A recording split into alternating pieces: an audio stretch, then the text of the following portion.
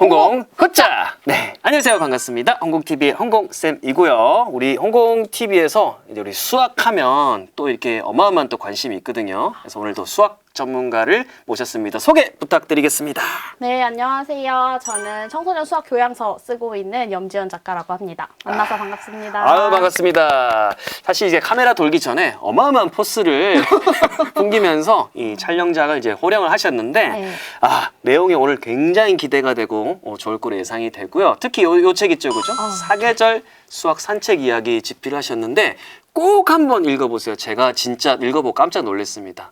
우리 친구들 요즘 문제풀이에 네. 사실 좀 쩔어 있잖아요, 그죠? 네. 그런 걸 좀 약간 디톡스 할 수 있는 맞습니다. 수학이 좋아지는 네. 저 잘하고 있죠? 네, 아주 좋아요. 네. 실제 내용이 근데 그렇기 때문에 한번 꼭 참고를 해보셨으면 좋을 것 같고요. 자, 이 책을 일단은 살짝 이제 떠나가지고 한번 이야기를 해볼 건데요. 우리가 너무 점수 하는데 네. 점수도 이제 궁극적으로 받아야겠지만 그 과정을 이롭게 하기 위해서 자, 수학에 대해서 좀 우리 아이들한테 좀 좋은 이야기를 해드리고자 합니다. 첫 번째, 솔직히 수학이 필요하냐? 라는 질문부터 출발을 해야 될 것 같거든요. 예, 우리 부모님들 보시면 이제 아이들 옆에 이렇게 같이 데리고 와서 보면 좋을 것 같아요. 요즘 AI 네. 발달했잖아요. 네. 솔직히 넣으면 계산 다 해주잖아요. 그렇죠. 이런 시대에 네. 뭐 코딩도 다 해주고 하는데 수학을 진짜 해야 되나요? 왜 해야 되나요? 요 질문부터 한번 출발해 볼게요. 네.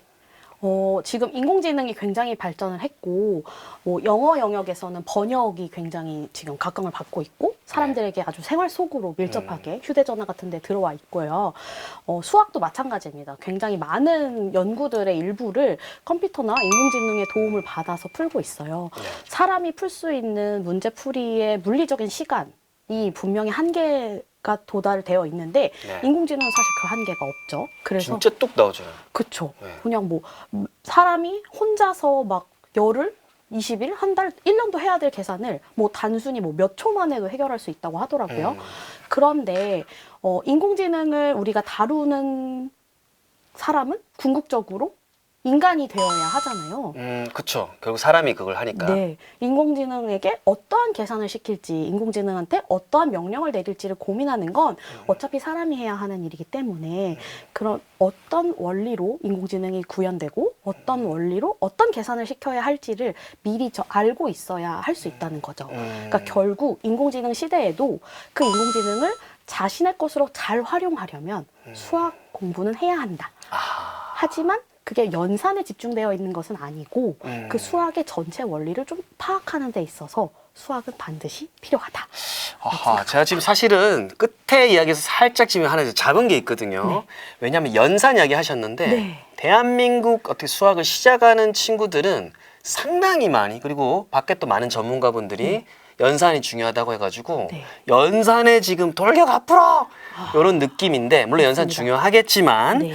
그러면 이제 연산 말고도 네. 우리가 또 사고력 이런 거 있잖아요, 그죠? 사고력 연산하고 사고력 이야기를 좀 해볼 건데 첫 번째 이 작가님 보실 때 연산이 먼저 정말 많이 중요한가요? 연산이 사실 꽤 중요합니다. 그런데 무서운 질문이죠? 네. 연산 때문에 수학이 싫어져서는 안 되거든요.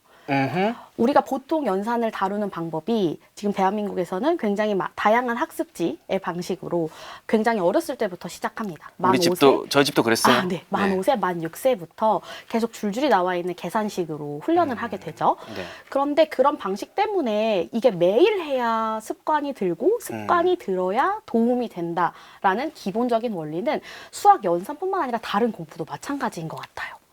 네, 대표님 혹시 영어는 어떤가요? 영어도 매일? 뭐 사실은 매일 조금씩 그쵸. 문장이나 책을 읽고 네. 그런 거로 사실은 원리는 맞죠? 네. 네. 그런 측면에서 연산이 가장 다루기가 쉽기 때문에 그렇게 우리가 반복 학습을 강조하는 것이고요. 네.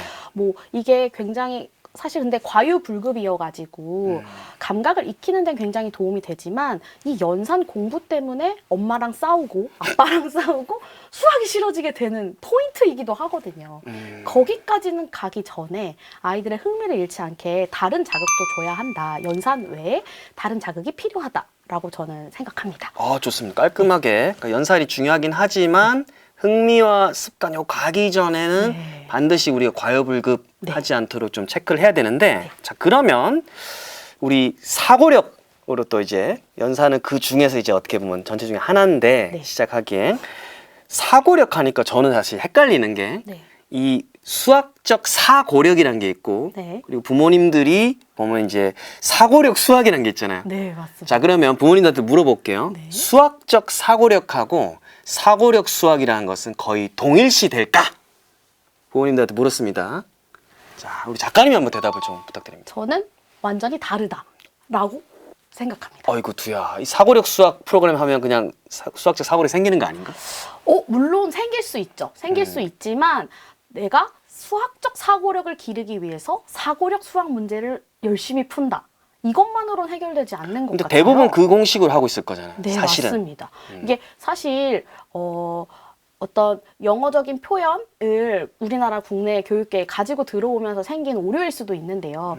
사고력 수학이라고 하는 부분이 지금은 우리나라에서 통용되는 게 그 문제 유형 중에 하나로 대표되고 있고요. 네. 하지만 우리가 궁극적으로 나아가야 할 방향은 수학적 사고력을 기르는 활동 중에 사고력 수학 문제를 푸는 게 아주 일부라고 생각해요. 아하. 수학적 사고력이라고 하면 사실 수학으로 생각하는 힘이잖아요. 말 네네. 그대로. 네. 근데 이런 것들은 단순히 문제를 풀어서 해결하는 것이 아니라 책을 읽거나 아니면 관련된 영상을 보거나 아니면 정말 관련 없는 영화나 인문학에서도 얻을 수 있는 부분이기도 해요. 와, 우리가 지금 어떻게 문제풀이다 꽂혀 있는데 네. 그거 약간 좀 거리가 있기도 하네요. 사실은. 네, 좀 거리가 있어서 좀 다른 개념이라고 생각해 주시면 좋을 것 같고요. 물론 아예 둘이 연관이 없는 건 아니라고 생각합니다.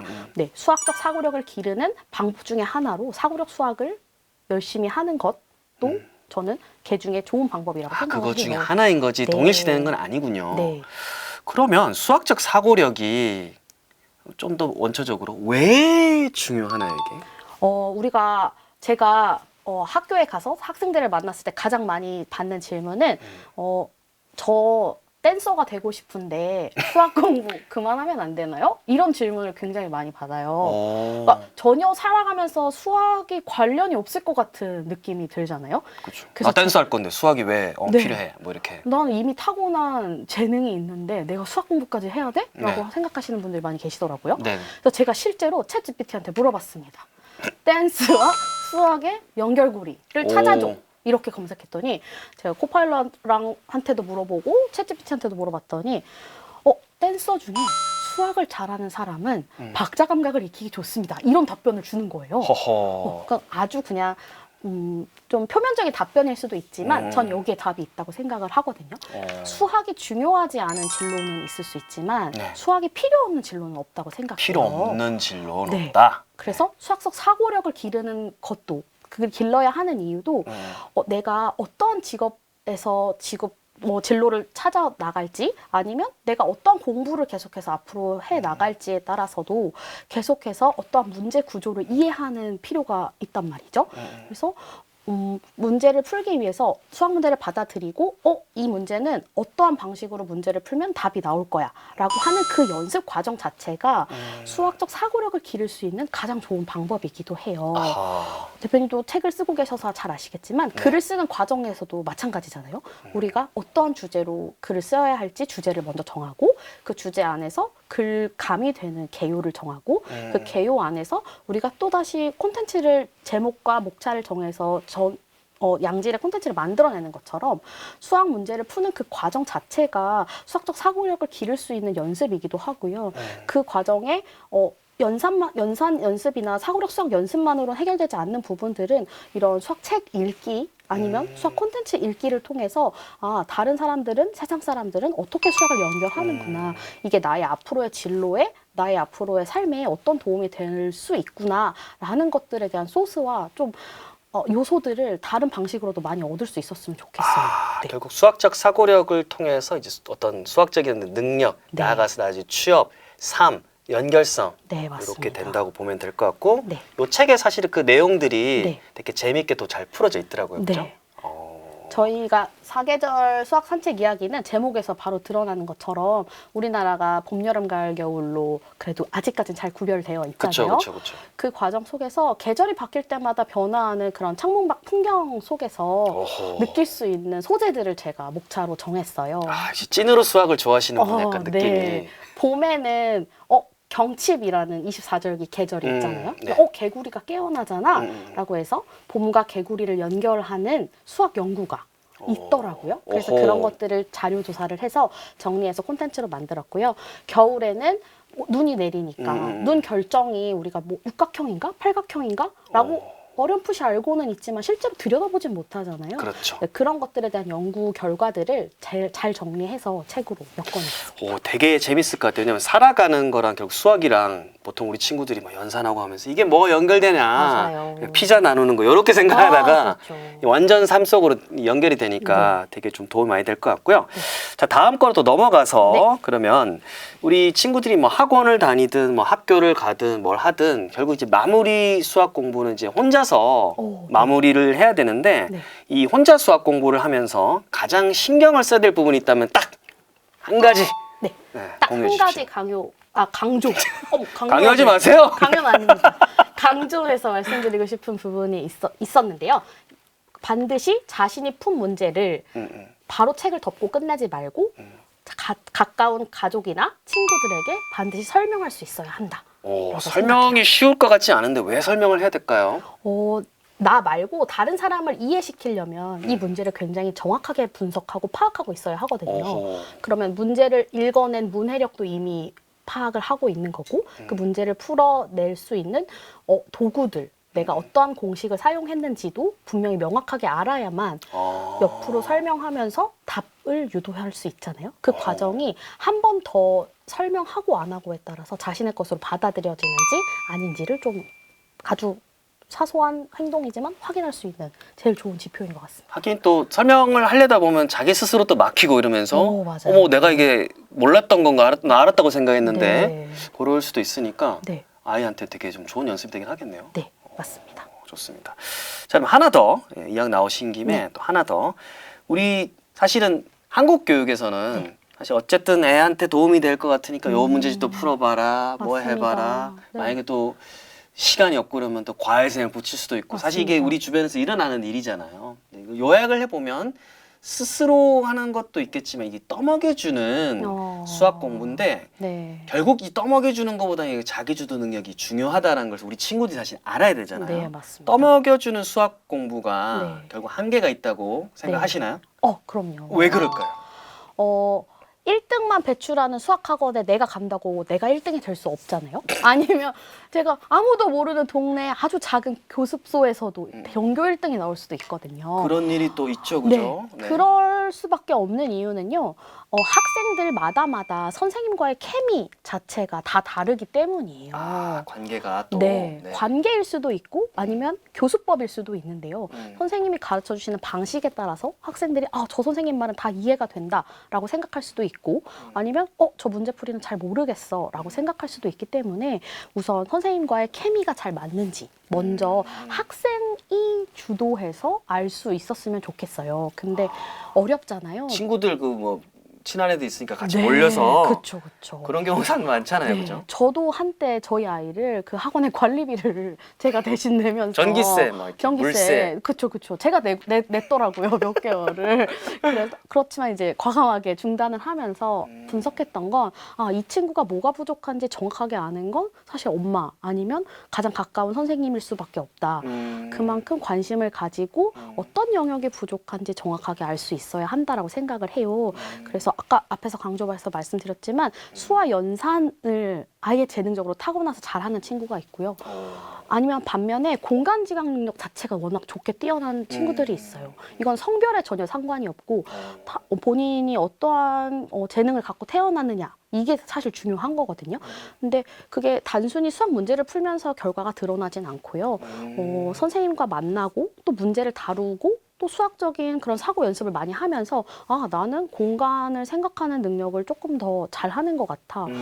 아니면 나는 규칙성을 찾는데 좀 더 잘하는 것 같아. 라고 분명히 본인이 잘 알고 어머니들은 근데 집에서 단원 평가는 계속 애들이 100점을 맞아오면 잘 모르잖아요. 그쵸. 이게 그쵸. 결과가 좋으니까. 결과가 좋으니까 또 약간 등한시하고. 하지만 아이가 어떤 걸 부족해 하는지 어떤 단원을 어려워하는지 조금만 더 귀 기울여 주시고 학생들한테도 계속 질문을 해주시는 건 좋을 것 같아요. 너 뭐 약수와 배수가 어렵니? 아니면 너 이번에 도형 파트던데 도형은 어때? 라고 물어봐 주시면 학생들도 솔직하게 다 이야기할 거거든요. 나는 뭐 약수와 배수는 괜찮은데 도형이 너무 어려워 엄마라고 말씀을 서로 대화할 수 있다면 그런 것들을 통해서 아이가 부족한 부분을 조금 더 집중해서 가르쳐 줄 수 있는 그런 뭐 수학 학원도 마찬가지고 과외 선생님도 마찬가지고 좋은 책들도 마찬가지지만 어쨌든 각자의 학생들이 자기가 제일 잘하는 수학, 내가 좋아하는 수학을 잘 분석해야 한다 이렇게 생각합니다. 아, 좋습니다. 그러니까 먹에만 주고 뭐 네. 결과적으로 본 시험이 이제 뭐